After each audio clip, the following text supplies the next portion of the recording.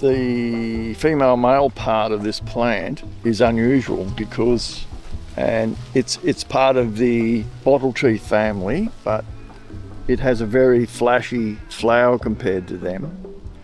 And the tube, this tube here, which is the stigma, and then out of that grows probably where the pollen has to get to. It looks as though it takes like a day probably for that to happen, or maybe in the morning it doesn't happen, and then as the day goes by, this pops out of the initial, what looks like the female part here.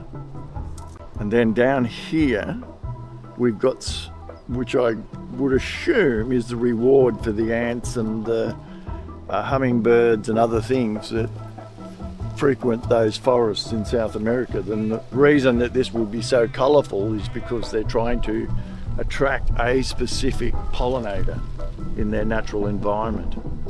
But this is unusual for this part of the flower of the anatomy of reproduction to be that long coming out of the actual flower. And so therefore I'm wondering, hey, what is the reason that this is like this?